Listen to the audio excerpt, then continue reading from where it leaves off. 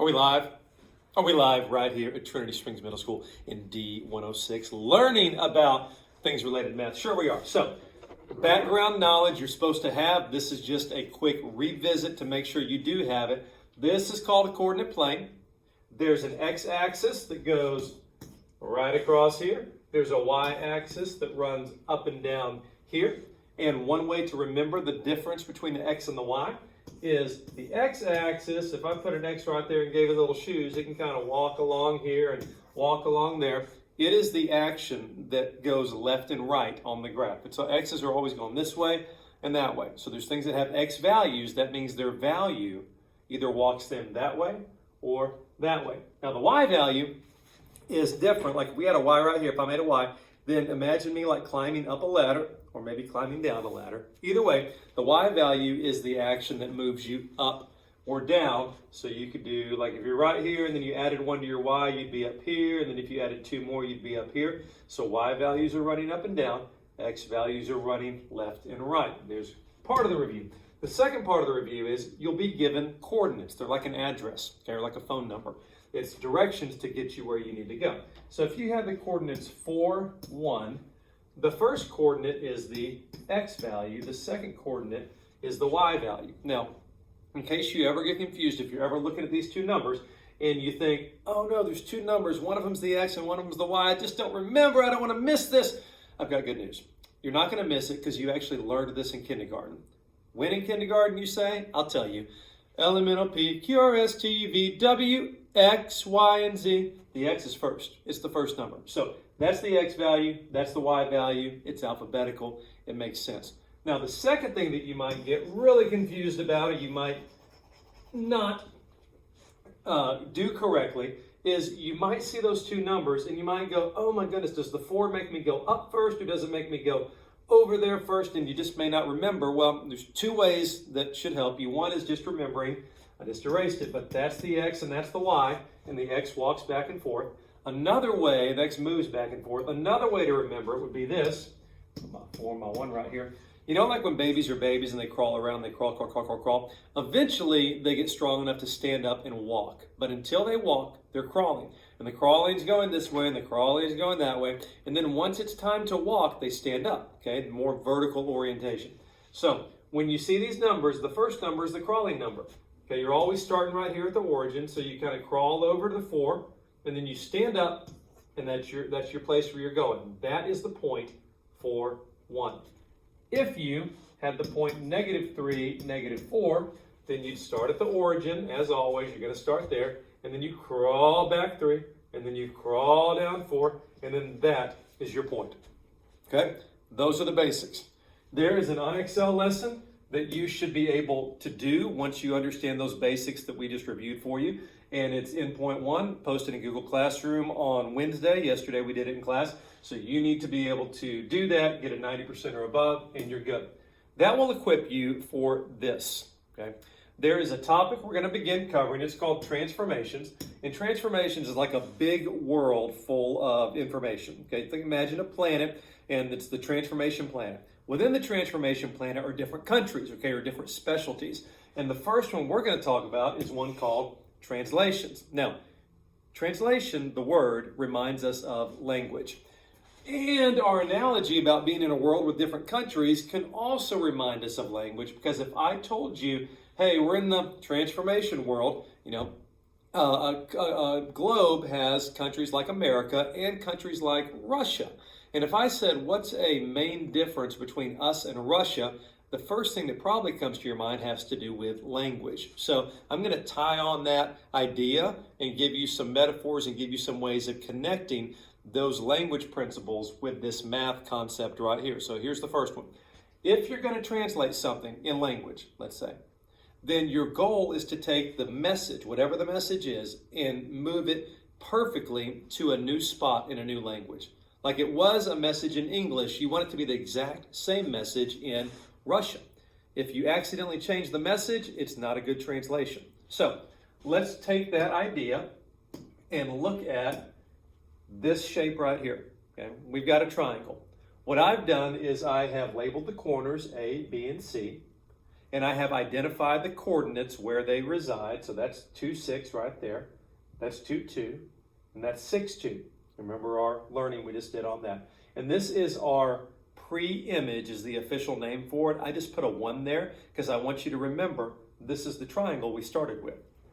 Now, what would happen if I was trying to translate this shape into another language? Because right now it's in the English area, okay? And don't worry, we're not renaming the quadrants into languages. This is just a metaphor just to help us understand what's about to happen. So if I took this and I said, oh, I'm going to move it over into the Spanish land. I'm going to translate it into that language. The question we have to ask ourselves is the translation carry the same message and all the same information as the original? So check this out. If I translated it and then it ended up looking like that, would that be a good translation? No, it wouldn't, because it's bigger. Something significant has changed. Well, what about if this happened? And it like turned into a completely different kind of shape. No, that's not a good translation either. The one that would cause most people the highest possibility of confusion is just doing this. If I say, well, what if all I do is I just rotate it a little bit? Well, I've got news. That's not a good translation either. That would be like if I said in English, hey, I'd like to meet you at Walmart at 5 p.m. Bring your dog. And then somebody translated that into Spanish, and the message that came out was, Walmart meet 5 p.m. dog you. You know, it's just like there's some basic concepts that are still there, but it's not a good translation. So here's the truth you need to know. When you translate something in math, it's also called a, where'd it go? Whatever. It's also called a slide. And here's what happens. You take the whatever shape you have, and you can slide it anywhere you want, all the way around. You just can't turn it. You can't change the size. You can't change the orientation. You can't change the shape or the lettering or anything. It's moving all the way around. Okay. Now, a good way to see this is on a platform called GeoGebra. So I'm going to show it to you real quick. Right here, we have the same triangle we had before. And if I said, hey, I'm going to translate this, I'm going to move it 2 spots to the left. And here's what I do. I use the little controller to move it 2 points over. And then what I hope you notice is you can't see the lettering, but this right here says A. And then this right here says A prime. A is the original. A prime is the new, a point on the new triangle. So A moved over 2 spots and made an A prime. C moved over 2 spots, made a C prime. B moved over 2 spots and made a B prime. If I moved it, go back to the beginning, if I moved it 2 to the right and then 3 up, then here's what happened. A moved 2 to the right and 3 up and made A prime. B moved 2 to the right and 2 up and made B prime. And C did the same thing. Here's the key. Whenever you translate something, you have to take every bit of the original shape and move it all the same. If you move this point 2 and 3, you got to move this point 2 and 3. Some people get really confused by that, but these lines can help you see how all the points are tied to their new point, and they're all tied the same way. This is an example of the shape just sliding all around. It could plant in any number of places, but it can't turn and it can't change size or anything like that. So, a little bit more moving forward. We talked about that. Now it's a slide. Yay. All right, so here's some examples. If I told you I wanted you to move this shape, remember this is our first shape, our pre-image it's called. I want you to move that 2 left and then 4 down, 2 left and then 4 down. You think to yourself, well, start down here, go 2 left, 4 down. At this time, please stand for the pledges. I pledge allegiance to the flag of the United States of America and to the republic for which it stands, one nation, under God, indivisible, with liberty and justice for all. Now the Texas pledge. Honor the Texas flag. I pledge allegiance to thee, Texas, one state, under God, one and indivisible. Please hold for a moment of silence.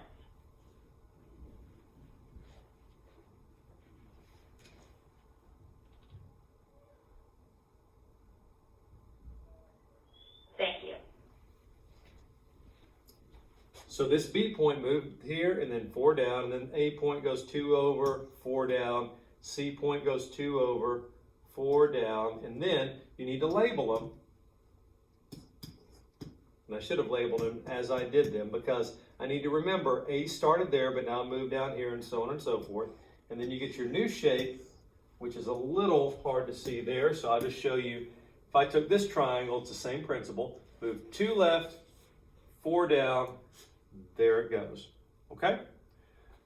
Another way to think about this would be if I wrote the following. X minus 2, comma, y minus 4.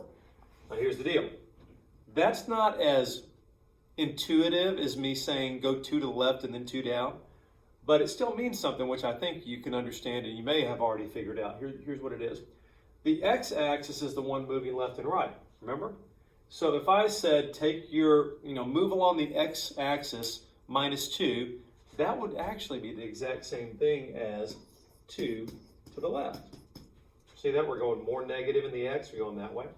And then if I said, and take your y value and go 4 down from where it was before, that's the exact same thing as saying go down 4. Those two are communicating the same message. So what if we didn't even say left to right, up, down at all? What if we just said x's and y's? Then it might be like this. Take your triangle and take x plus 2 and y plus 3. Here's what we would do. We would start here with our ABC. This is what it's going to be, the prime stuff. I'm going to go positive 2 on the x-axis, 1, 2. I'm going to go positive 3 in the y-axis, 1, 2, 3. And that's where my new shape lands, A prime, B prime, C prime. What I've just taught you will equip you to work through this translation lesson in IXL. The beginning of it, you just, have to move 1 point at a time. And then once you get around 40 or 50 on the SMART score, you have to move whole shapes. And so if you can get up to 90, that means that you're probably skilled enough to move all the shapes around like you need to be a good translator. And that endpoint 1 is a different one. And it's like the P6, I think you said. Is that not it? That's not the right lettering? N1 is the one from the graphing points. Oh, you're right. That's actually P6, so that, regardless, just follow the link in Google Classroom. You'll be in the right place. That is the wrong lettering, though. Good call. There's also a cool shipbuilding video on the Google Classroom, if you want to watch it, that illustrates a real-life application for translating things and moving them around. Here's how it may show up in a homework assignment. This PDF, I believe, is posted on there right now. If you're translating this 6 units right and 1 unit up, you're going to take each point. I'll start with a T. 1, 2, 3, 4, 5, 6, and then 1 up. I make a dot, and I call that T prime. And then I go over here and go 1, 2, 3, 4, 5, 6, and then 1 unit up. Call that S prime. And then R, 1, 2, 3, 4, 5, 6, and then 1 unit up.